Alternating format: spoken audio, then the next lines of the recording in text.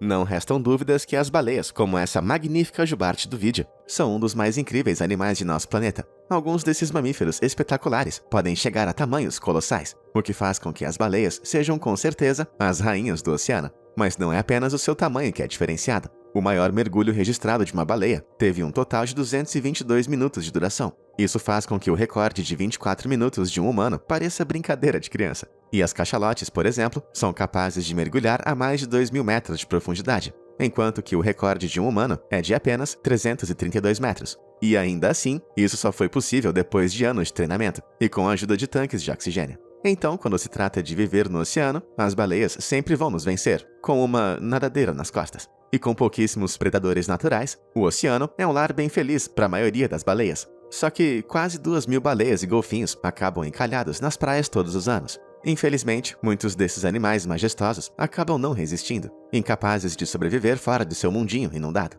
Mas isso não faz nenhum sentido. Por que isso aconteceu e por que isso continua acontecendo? O que mais pode estar à espreita no oceano? E o que faz essas criaturas fugirem do mar? Se você quer descobrir, então pegue seus óculos de mergulho e prenda o fôlego, porque iremos mergulhar nesse mistério, e em muitos outros também.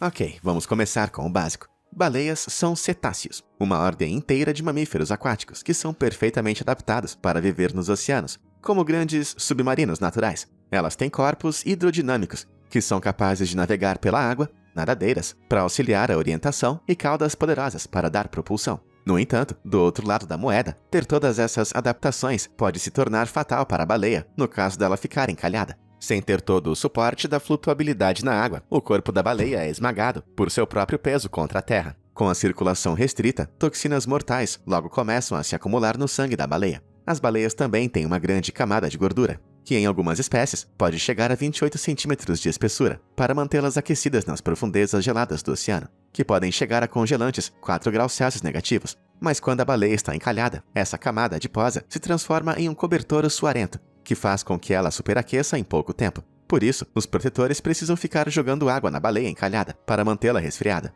E embora as baleias possam respirar na terra, já que são mamíferos como nós, se um pouco de água da maré entrar em seu espiráculo, ela pode se afogar nas ondas rasas. O encalhamento é um destino terrível para qualquer baleia. E por isso, você pode pensar que elas evitariam essa situação a qualquer custo. Mas, pelo contrário, o número de baleias encalhadas está crescendo. Desde a década de 1990, os registros de casos de cetáceos encalhados ao redor do mundo vêm crescendo de maneira preocupante. E mesmo os angustiantes encalhamentos em massa se tornaram mais comuns. Mas o que está fazendo as baleias fugirem dos oceanos? Pode ser que elas estejam voltando para a Terra? Por mais estranha que essa ideia possa parecer, ela não é tão maluca assim. As baleias só têm vivido no oceano pelos últimos 40 milhões de anos. E antes disso, essas criaturas aquáticas eram habitantes da Terra. Bom, você pode até achar difícil de acreditar, mas você já se questionou por que a cauda das baleias se move para cima e para baixo, enquanto as caudas dos tubarões e de outros peixes se movem para os lados? Bom, isso é a coluna vertebral das baleias, que originalmente evoluiu para caminhar. Pois é, suas vértebras foram projetadas para ondular para cima e para baixo sobre a terra, e em vez de lateralmente, para nadar pela água. O primeiro ancestral das baleias se desenvolveu na Terra há mais de 50 milhões de anos atrás, e era conhecido como Pachycetus. No entanto, o Pachycetus tem pouco em comum com as baleias de hoje em dia. Sendo bem sincero, ele me parece mais um tipo esquisito de cachorro, se bem que todo mundo iria se afastar de você no parque de cães se você saísse com um desses na coleira. Porque, de fato, seu corpo alongado podia chegar a 2 metros de comprimento, com um pescoço largo e uma cauda roliça. Seu maxilar e focinho eram alongados, com grandes dentes, desenvolvidos especialmente para comer carne. A única coisa que eles têm em comum com as baleias atuais é uma parede óssea separada que recobre a região interna do ouvido. Essa é uma peculiaridade biológica única e o motivo para as baleias terem uma audição subaquática superior. Mesmo assim, o Pachycetus não ficou por muito tempo na Terra, porque 5 milhões de anos depois, seu sucessor, o Ambulocetus, já havia evoluído para um estilo de vida mais aquático. O Ambulocetus tinha pernas mais curtas, com pés grandes e chatos, que agiam quase como se fossem nadadeiras, além de uma cauda ainda maior e mais musculosa. Eles pareciam com um hipopótamo depois de uma dieta radical. E isso faz sentido, já que o parente mais próximo da baleia vivendo em terra nos dias de hoje são os hipopótamos. Segundo a linha dos antecessores pré-históricos das baleias, nós temos o Cuticetus, que era ainda mais alongado e lembrava mais uma lontra cruzada com um tamanduá. Olhando para ele, você pode pensar que a evolução desviou muito do seu caminho. Mas apesar de sua aparência longilínea, os quetcetos foram um passo evolucionário-chave para o desenvolvimento das baleias. Suas narinas eram posicionadas bem para trás de seu focinho, que marcou o começo do desenvolvimento do espiráculo na parte superior das baleias, que nós vemos hoje em dia. No entanto, a criatura que a gente reconhece como baleia não evoluiu até que as baleias Basilosauridae surgiram, entre 41 e 33 milhões de anos atrás. Foi nesse ponto que o esqueleto das baleias evoluiu do deslocamento sobre patas para um modelo com cauda natatória. Mesmo assim, os Basilosauridae ainda tinham pernas. Só que eram perninhas tão pequenininhas, tipo os bracinhos curtinhos de um T-Rex.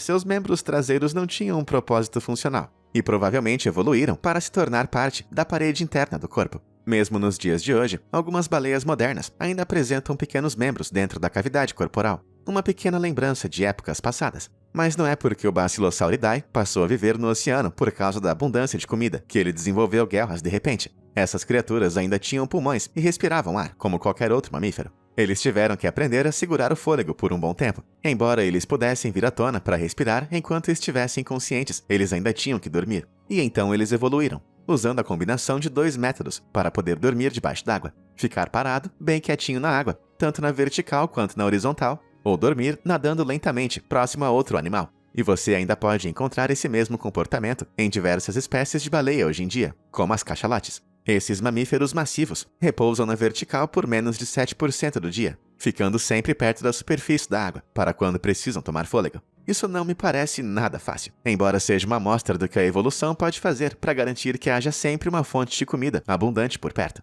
E esse também foi o momento evolucionário de desenvolvimento em que as baleias Basilosauridae começaram a aumentar de tamanho. Elas podiam chegar a 21 metros de comprimento, enquanto hoje em dia, algumas de suas sucessoras, como a baleia azul, podem chegar a 34 metros e pesar impressionantes 219 toneladas. Existe até uma lenda urbana que diz que o coração de uma baleia pode ter o mesmo tamanho e peso de um fusca, com 4 metros de comprimento e 2 de largura. Mas, na verdade, o coração tem apenas cerca de 1,5 metro de comprimento e 1,20 de largura, e pesa uns 180 quilos, que é o peso médio de uma motocicleta. Ainda assim, é bem impressionante. De fato, a baleia azul é a maior criatura que existe no planeta, maior até mesmo que os imensos dinossauros. As baleias literalmente cresceram além da capacidade de viver na Terra. Então, por que elas continuam parando no litoral? Será que a vida no oceano, por todos esses milhões de anos, foi tão terrível assim? Bom, com o aumento no número de encalhamentos de baleias, parece que existe alguma coisa fazendo as baleias virem para o litoral. No geral, as baleias encalhadas estão velhas, doentes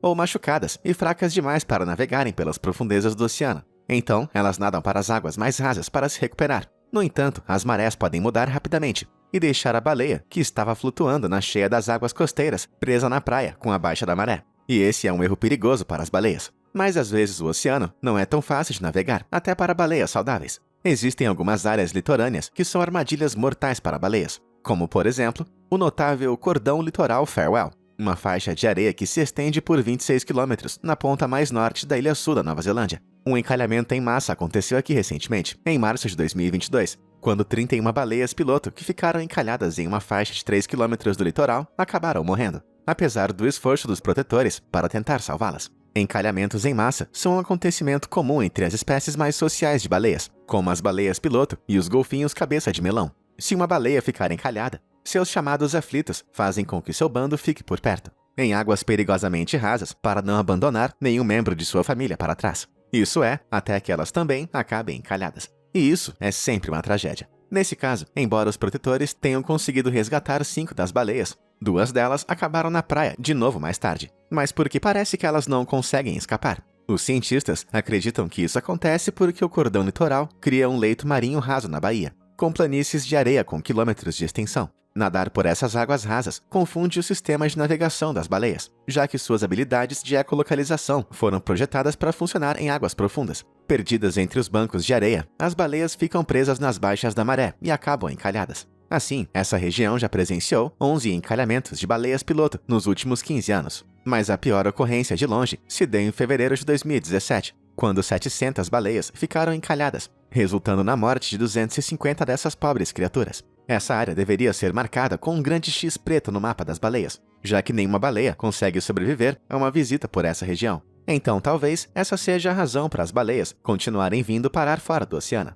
Às vezes só é difícil demais se localizar por lá. Quer dizer, eu vivo me perdendo o tempo todo quando eu saio de casa, até mesmo com o GPS. No entanto, nem todas as baleias estão se perdendo. Algumas delas parecem ter começado recentemente a tentar fugir do oceano, como algumas baleias de águas profundas, que antes de 1960 eram raramente avistadas. A baleia bicuda é uma das espécies mais misteriosas de baleia, já que ela vive principalmente nas profundezas do oceano e normalmente mergulham a profundidades de quase 2.000 metros para caçar polvos. Por anos, essas baleias fugiram dos pesquisadores. No entanto, recentemente, elas começaram a aparecer no litoral.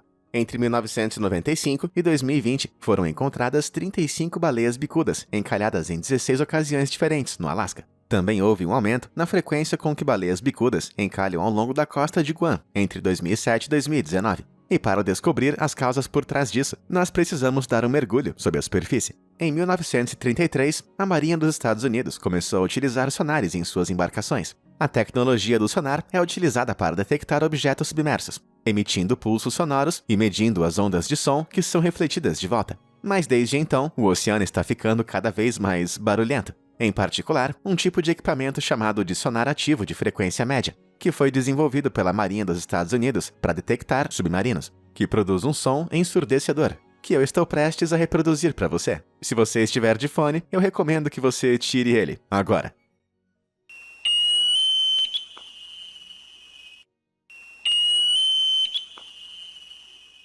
Ele é tão alto que mergulhadores descreveram ter sentido o som vibrando por todo o corpo. Agora, imagine como esse som é percebido pela audição excepcional de uma baleia. Essas criaturas podem ouvir sons muito agudos, em frequências próximas a 200 kHz, enquanto que o ouvido humano pode perceber sons até 20 kHz. E, infelizmente, as baleias bicudas habitam os mesmos lugares onde muitos desses sonares são testados por até 10 horas por vez. Além disso, o som viaja a uma velocidade maior sob a água, já que ela é um meio mais denso do que o ar. Uma das consequências disso é que as ondas sonoras chegam aos ouvidos das baleias com muita intensidade, causando uma forte sobrecarga sensorial, que danifica seus ouvidos. Isso não apenas dificulta a navegação, mas com a audição prejudicada. As baleias são incapazes de mergulhar para caçar, porque elas não podem equalizar a pressão sem sentir uma dor excruciante. Então, fracas e desorientadas, muitas delas acabam derivando para as águas mais rasas e acabam encalhando na praia. Entre 1960 e 2004, houve um total de 121 encalhamentos em massa de baleias bicudas. Muitos desses encalhamentos aconteceram em áreas onde a Marinha dos Estados Unidos e a OTAN fazem exercícios de treinamento. A Marinha, com certeza, gostaria que tudo isso não tivesse passado de uma coincidência. No entanto, pesquisas mostraram uma forte ligação entre os exercícios militares utilizando os sonares e os encalhamentos em massa das baleias bicudas. Então acho que podemos dizer com certeza que as baleias não querem mais viver nos oceanos, porque os humanos o transformaram em um verdadeiro pesadelo. Ah, então foi culpa dos humanos esse tempo inteiro? Parece plausível. No entanto, apesar de todo o barulho que os humanos têm feito no oceano, sempre há um grupo de protetores por perto para dar uma ajuda, para que nossas amigas gigantes possam voltar para a água. Salva-vidas e banhistas ajudaram esse grupo de baleias piloto em St. Simons, na Geórgia, em 2019. E um time de protetores usou cordas e uma escavadeira para mover de volta para o oceano uma baleia jubarte que ficou presa na Praia Grande, no litoral norte de São Paulo, em 2017. Caramba, se ao menos houvesse alguém com montes de equipamentos pesados que pudessem realmente ajudar nessas situações. Sim, eu estou falando de vocês mesmo, Marinha dos Estados Unidos e OTAN. Mas ainda bem que você não precisa de um sonar para encontrar os botões de curtir e se inscrever aqui embaixo. Então certifique-se de apertá-los, se você, assim como eu, gostaria de apoiar as baleias. E aí, tudo pronto? Maravilha! Porque agora vamos ver que as baleias não são os únicos animais tentando fugir de seu habitat natural. Problema escamoso.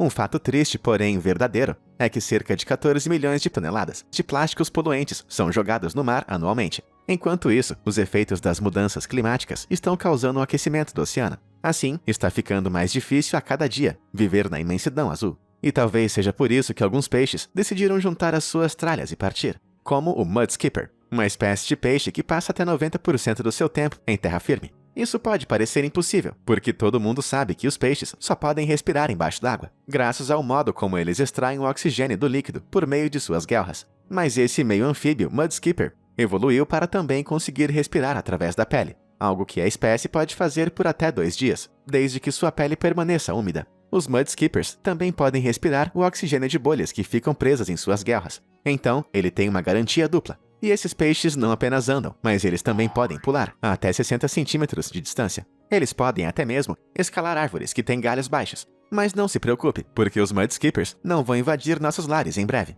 A menos que você more nas regiões úmidas de Madagascar e do sudeste da Ásia, onde esse peixe habita. O Mudskipper tem esse nome por conta de sua habilidade de saltar pelo chão, graças a uma barbatana peitoral adaptada, que tem um formato parecido com o do ombro humano. Essas barbatanas estilo braço permitem que os Mudskippers se impulsionem pelo chão, especialmente pelos lamaçais deixados pela maré baixa, onde pequenas plantas e animais prosperam, fornecendo alimentos em abundância para os Mudskippers. Apesar do que pode parecer, os Mudskippers não aprenderam a andar da noite para o dia. Bem pelo contrário, eles são uma espécie que vem evoluindo essa habilidade de caminhar há milhões de anos. Só que ainda mais assustador do que isso, é um peixe imenso que só aprendeu recentemente como caminhar. O peixe cabeça de cobra é uma criatura bem ameaçadora, que come praticamente qualquer coisa em seu caminho. Tanto na água quanto na terra, existem registros dele comendo os mais variados tipos de presas, incluindo aves. A espécie não é nativa dos Estados Unidos, mas espalha o caos no ecossistema local. Por conta disso, o estado da Geórgia até implementou um alerta de execução sumária. Acontece que o peixe cabeça de cobra é nativo da Ásia e da África, mas nas últimas 2 décadas, essa espécie foi vendida em pet shops e mercados de alimentos vivos. Então acredita-se que algum pescador amador idiota deva ter soltado alguns peixes nos rios locais para criar uma espécie de estoque de peixes para a pesca. Mas desde então, esses peixes se multiplicaram e começaram a aterrorizar a vida selvagem por todos os Estados Unidos, já que esse peixe pode comer qualquer coisa que cruze seu caminho, de crustáceos a mamíferos. Um peixe cabeça de cobra adulto pode crescer até mais ou menos 1 metro e consegue devorar presas com até 33% de seu próprio tamanho. E esse peixe não está restrito a ficar na água. Se ele ficar muito faminto, ele pode se deslocar por terra. Serpenteando seu corpo escorregadio, eles podem se mover pelo chão e sobreviver por até 4 dias fora d'água. Isso porque os cabeças de cobra podem respirar oxigênio através de bexigas aéreas especializadas, que são órgãos parecidos com pulmões. Um cabeça de cobra jovem pode até mesmo migrar longas distâncias por terra. No entanto, os corpos dos peixes adultos são muito roliços para se deslocar além das margens do rio.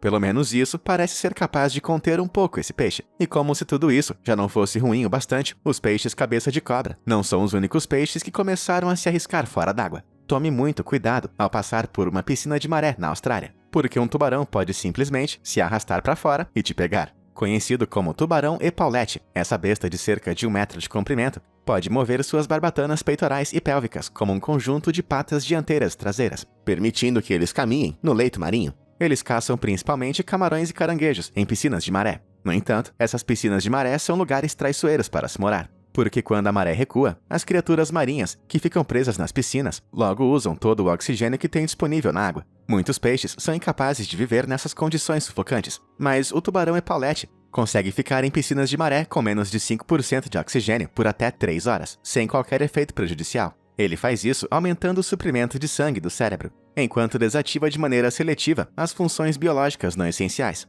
E essa habilidade impressionante é o que permite que o tubarão epaulete também sobreviva fora da água. Eles frequentemente rastejam para fora de uma piscina de maré e caminham em meio às pedras para novas piscinas para caçar. No entanto, mesmo submersos, esses tubarões preferem caminhar em vez de nadar. Cara, um tubarão que pode andar. Eu só espero que seu primo, o tubarão branco, não fique com inveja.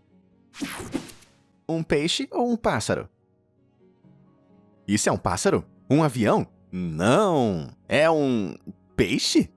Como é que é? É isso mesmo. Enquanto outros peixes estão ocupados tentando rastejar pela praia ou pelas piscinas de pedra, o peixe voador evoluiu para, literalmente, voar, embora ele não fique batendo as suas nadadeiras ou decole como um pássaro. Da mesma forma que um avião, eles ganham velocidade em uma corrida acelerada. Mas os peixes voadores não têm motores a jato para propeli-los para frente. Em vez disso, eles ganham velocidade nadando rapidamente sob a água, atingindo velocidades incríveis de quase 70 km por hora. Em comparação, até o multimedalhista olímpico Michael Phelps só consegue se locomover na água a uma velocidade máxima de 8 km por hora. E o peixe voador faz bom uso dessa incrível velocidade, se lançando para fora da água, a uma altura de até 6 metros acima das ondas. Suas barbatanas quádruplas, parecidas com asas, permitem que eles planem pelo ar, viajando distâncias de quase 200 metros em apenas um salto. Esse é o comprimento aproximado de 2 campos de futebol. No entanto, o peixe voador pode estender ainda mais o seu voo. Quando ele está perto da superfície da água, ele pode bater sua cauda e usar as correntes ascendentes das ondas para estender o voo a uma distância de quase 400 metros. Esse é o comprimento de 3 campos de futebol e meio. Mas o peixe voador não vai marcar um gol ao final de seu voo. Ele simplesmente vai mergulhar de volta na água. Mas o que faz um peixe querer tanto sair do oceano, ao ponto de ele desenvolver asas? Bom, essa habilidade impressionante de voar o ajuda a evitar ameaças. É raro ver um peixe voador crescer mais do que 30 centímetros, e eles são presas de algumas criaturas bem grandes e rápidas, como a cavala, o atum, o peixe-espada e o marlim. Então, por não serem capazes de escapar por debaixo d'água, os peixes voadores evoluíram para escapar por cima das ondas, onde os outros peixes não conseguem pegá-los. No entanto, essa inteligente técnica tem os seus contras, e os peixes voadores viram presa de aves com frequência, e eles também são regularmente usados como iscas por pescadores de atum. Não se pode ter paz na água, e não se pode ter paz no ar. Mais alguns milhões de anos, e esses peixes vão acabar desenvolvendo pernas para tentar escapar para a praia. Ataque aéreo. Era mais um dia normal no distrito de Cuauhtémoc, na cidade do México. Os moradores acordaram cedo e começaram a preparar o café da manhã. Mas quando eles saíram para trabalhar, encontraram uma visão inexplicável de revirar o estômago, bem no meio da rua. Ela estava coberta com os restos de centenas de pássaros pretos de cabeça amarela. Mas o que aconteceu aqui? Será que esses pássaros simplesmente esqueceram como faz para voar e caíram do céu? O ocorrido permaneceu em total mistério, até que a câmera de segurança de um dos prédios próximos revelou imagens do incidente. Mas as imagens capturadas deixaram os residentes perplexos.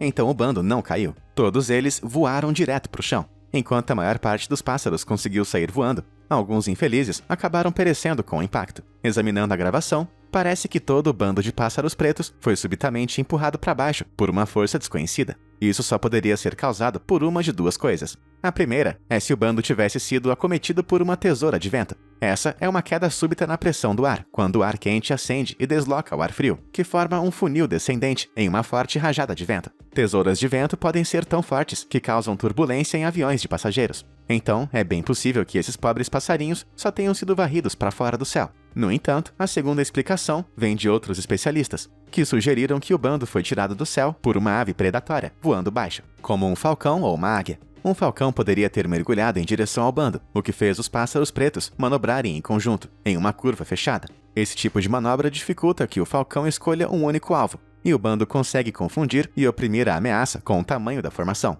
Isso é demonstrado aqui por um bando de estorninhos, que tentavam escapar de um falcão. Mas nesse caso, quando o falcão mergulhou em direção ao bando, isso fez com que eles voassem para frente em pânico, tentando escapar. Em um bando tão compacto quanto esse, os pássaros copiam o movimento do que estiver à sua frente. Então, o conjunto voa em um padrão de onda, sem que um acabe batendo no outro.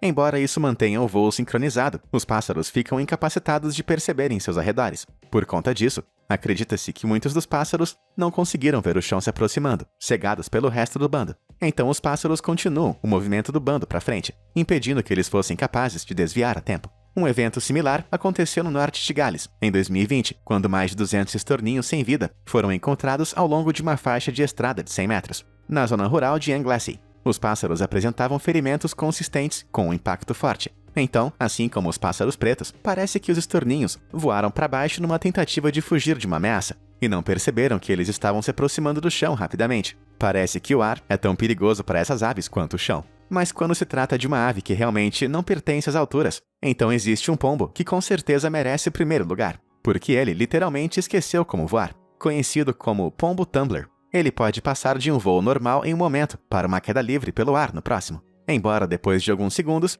ele normalmente recobre o controle. A causa por trás desse padrão de voo errático é resultado de uma anomalia genética, que os criadores de pombos propagam de propósito, para que eles sejam usados como entretenimento. Pássaros que fazem múltiplas cambalhotas são chamados de roladores, e são motivos de orgulho entre a comunidade de criadores de pombos tumbler. Mas uma versão extrema desse comportamento cambaleante é herdada de uma raça chamada parlor. A reprodução intensiva desse pombo resultou em filhotes que não são mais capazes de voar. Em vez disso, esses pássaros vivem cambaleando pelo chão. Isso continua até que a pobre ave tenha se exaurido e pare de tentar alcançar voo. Competições entre pombos parlor são feitas regularmente, e o vencedor é o pássaro que conseguir rolar pela maior distância. Mas pensando bem, esse me parece ser um hobby muito cruel de se ter. Não podemos esquecer que os pássaros podem se machucar muito seriamente quando tentam controlar o seu padrão de voo anormal. Eu acho que esses criadores deveriam parar com isso e se contentar apenas com a observação de pássaros.